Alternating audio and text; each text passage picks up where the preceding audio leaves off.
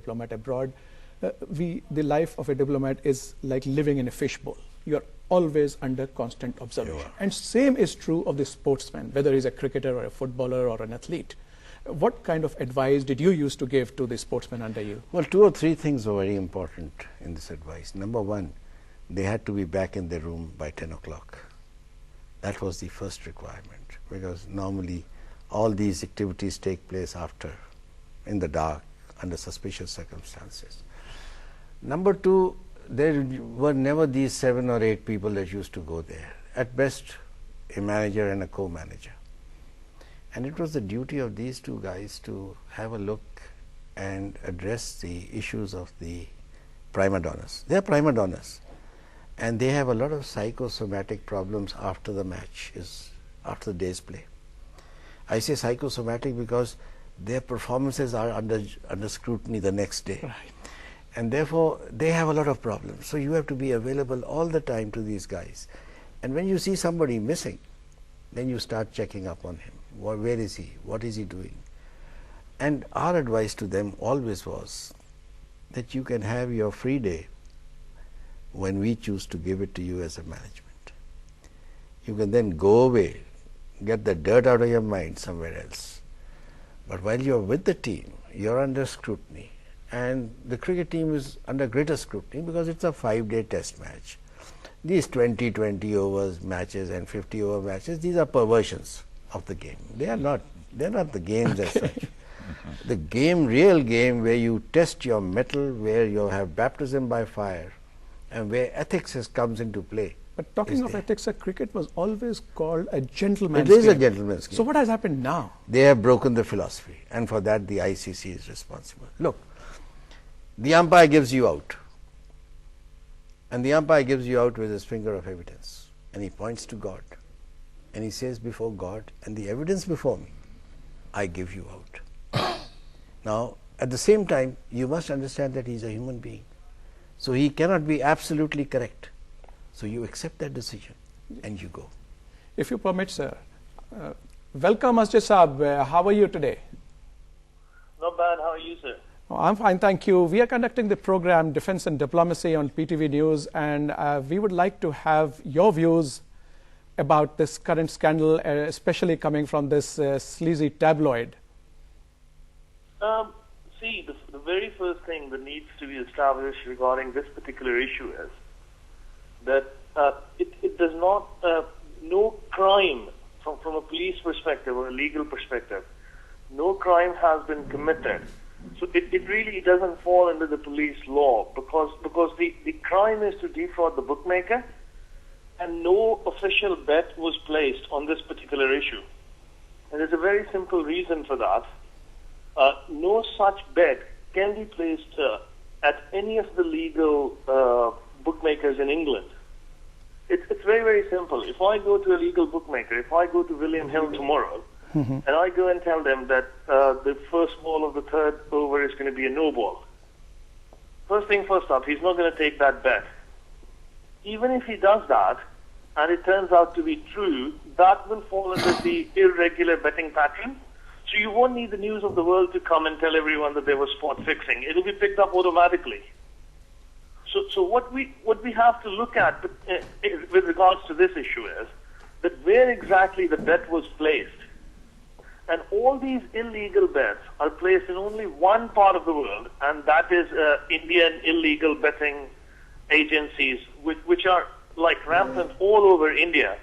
And you see, nobody has even mentioned India in the whole issue so far. But you can see that Manmohan Singh yesterday ordered an inquiry in India against Indian bookmakers. And the Delhi High Court is also saying that let's make betting legal in India because our police has joined hands with illegal bookmakers. And what the whole world need to understand is that the spot fixing, it starts from India, it ends in India, and if you really, really, really want to get rid of this particular problem, you somehow have to clean that market in India. Okay, and that's not an easy task. I know, but Asjad Saab, let's leave India aside just for a moment, and also the role of the media. Just answer me, you are an analyst of high repute. Would you absolve our cricketers of at least indulging with bookies? See, the problem is that the way they have been found to be indulged, that's something that strikes you. It's not that they were there and the media was there and they were caught incidentally. There was specifically there was a trap set for them. Now the guy in News of the World, it's not the first time he has done that. He did that with Sven-Jan Eriksson, who was the England coach. He had to resign later on with. He's done that with 3-4 other people, and it all turns out to be. I know he's written this book. He's written this book, the Confessions of a False Sheikh, in which he mentions so many personalities whom he tried to entrap by posing as an Arab sheikh, and of course he's also been taken to court many times. Yeah, he has been.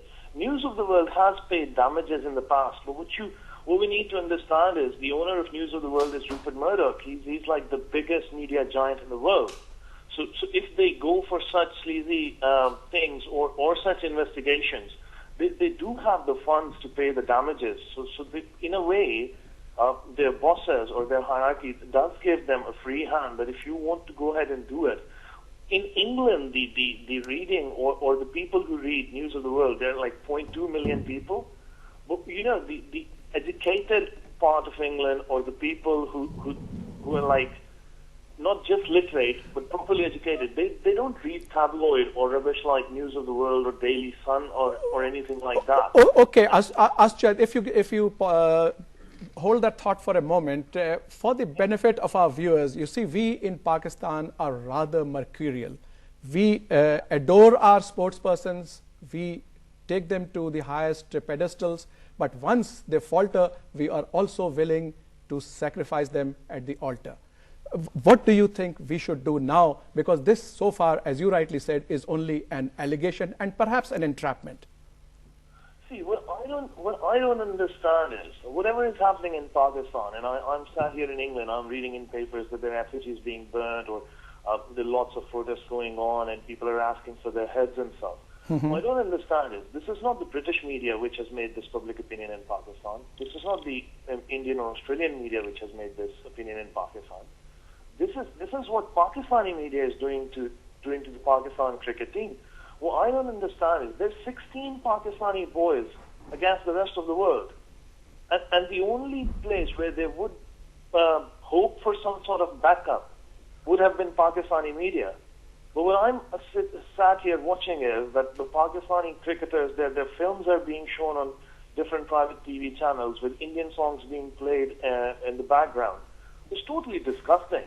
I mean, Pakistani media, we need to understand when such a crisis appears, somebody has to sit down and say what the media has to do in national interest, instead of everybody trying to, degrade our own Pakistan cricket team, degrade our own players, and degrade our own country to a certain extent.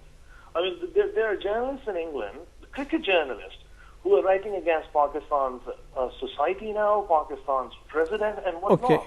Okay. You must have heard what Shane Watson said. He said corruption is a part of Pakistan's DNA. That is terrible. That is terrible. No, these people do not have a right to degrade our country on the basis of this small issue, which hasn't even been proven yet. They have taken the sponsorship away from Muhammad Amir for his kit and stuff. Nothing has been proven as yet in the court of law. And if you look at this particular evidence, which News of the World has come through, and you look at British law, it could take them centuries to prove anything against Pakistani cricketers. And if you want to put these small things as an evidence against Pakistan being involved in match fixing or spot fixing, then I'm sorry, Australian cricket team was bundled out in '88 on a cloudy day when Vicky Ponting decided to bat first out of nowhere. Right.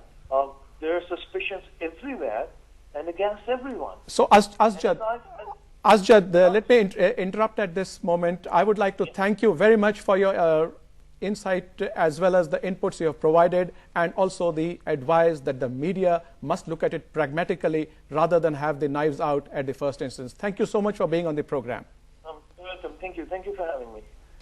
Sir, so what do you make of what Mr. Asjad is saying? Because he is there on ground in England and he is present